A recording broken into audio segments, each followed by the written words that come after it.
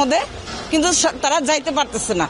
এই যে এইভাবে প্রতিদিন সরকার নামাইছে ঠিক আছে, কিন্তু সে দেশটা তো ঠিক করবে কেন? ঠিক হবে না দেশটাকে। আমরা মধ্যবিত্ত ফ্যামিলি কোথায় যাবো বলেন? আমি একটা অসুস্থ রোগী, পা ব্যথা, আমি হাইটা সেই নাবিস্কুর থেকে হাইটা আসছি এই পর্যন্ত, আমার দ্বারা তো সম্ভব না সেই টঙ্গে হাইটা যাওয়া। হ্যাঁ, সরকার নামাইছে, নতুন সরকার আসছে, উনি ঠিক করে না কি জন্য দেশকে? অবশ্যই ঠিক করার দরকার। কেন ঠিক করে না দেশ? এইভাবে তাদের দাবি মাইনে নেই, তারা কি বলে মাইনে নেই? 2 দিন পর পর রাস্তায় এইভাবে আমাদের মতো মধ্যবিত্ত ফ্যামিলিদের অসহ্য। এই যে গাড়িওয়ালারা বসে তাদেরও তো ফ্যামিলি চলে না।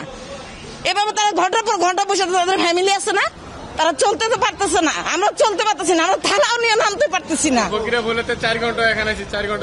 আমি মগবাজার থেকে এখানে 2 ঘন্টা লাগে, 5 মিনিটের রাস্তা, 2 ঘন্টায় বসে থেকে আসছি আমি। কিভাবে? এভাবে তো দেশ চলতে পারে না। শেখ হাসিনারা নামাইছে, আবার যে ঠিকভাবে চালাতে পারে তাকে দেখ সরকার, সে যেই হোক। আমার ছাত্রর দরকার নাই, হাসিনা দরকার নাই, খালেদা জিয়ারও দরকার নাই। যে দেশটা ঠিকভাবে চালাতে পারবে তাকেই দেশ দেওয়া উচিত, তাকেই উচিত, সে যেই হোক। আমি কেউ সাপোর্ট নাই, আমি কখনো ভোটই দেই না, এই জন্য আমি ভোটই দেই না। এখন তো আমি 11টা যে গাড়ি তুলছি, এখন তো আমি এখানে কটা হয় 2টা বাজে যাবো এয়ারপোর্টে ফকিরে বলতে চাইতে কয়েক ঘন্টা রাস্তা, 40 মিনিট কি আধা ঘন্টা। এখন আমি 4 ঘন্টা ধরে রাস্তার মধ্যে ঘুরতেছি, এখনো যেতে পারতেছি না।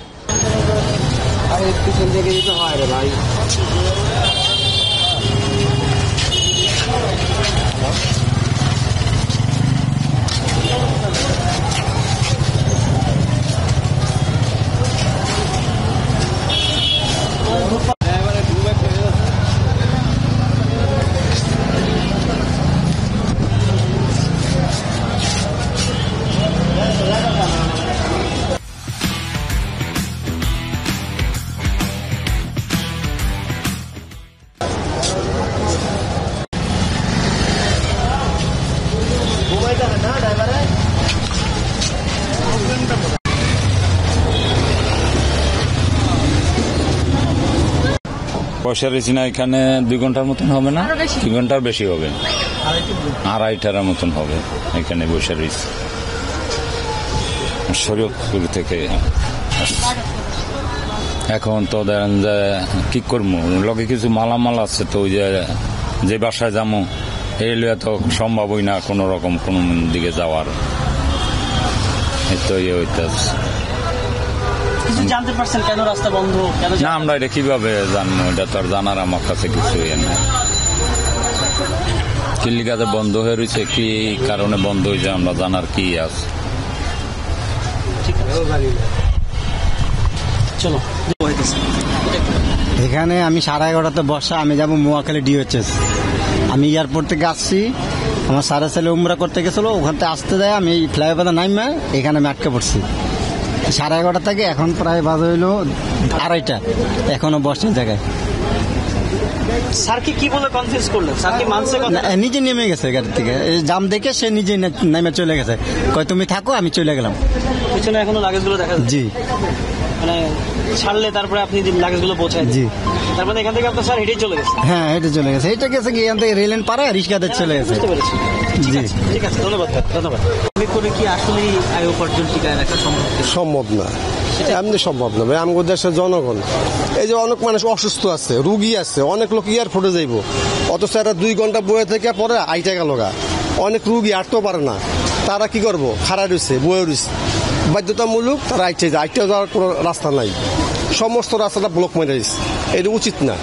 আপনি আপনারটা বলেন। হ্যাঁ, আমি তো বললাম দেশের যারাই আহুক, ঠিক আছে, আমার তো জমা দিতে পারছে গাড়ির থেকে, আমার তো দিন শেষ, আজকে এখানে দিন শেষ, কিন্তু আমার জমা আজকে মালিককে দিতে হইব।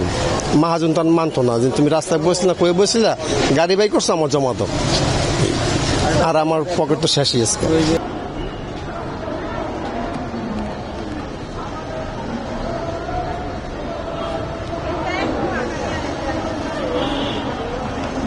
এগারোটার থেকে এখানে আটকা যাত্রী আছে, কিছু নামতেছে উঠতেছে, এরকম পরিস্থিতি। কয়টায় সার্ভে তো এটা বলা যাইতেছে না। মাঝে মাঝে এরকম হয়, অনেক দিকে যে কিছুদিন আগে মাঝে মাঝে সারা রাস্তায় এরকম হইতেছে। আমলিক সরকার যাওয়ার পরের থেকে এরকম ঘটনা ঘটতেছে। কতক্ষণ পরে ছাড়বো এটা বলতে পারতেছি না। আসলে এটা যারা আইন শৃঙ্খলার দায়িত্বে আছে এটা দেখা দরকার। জনগণের অনেক ভোগান্তি, এটা কেউ দেখতেছে না, দেখার মতো কেউ না, আগেও ছিল না।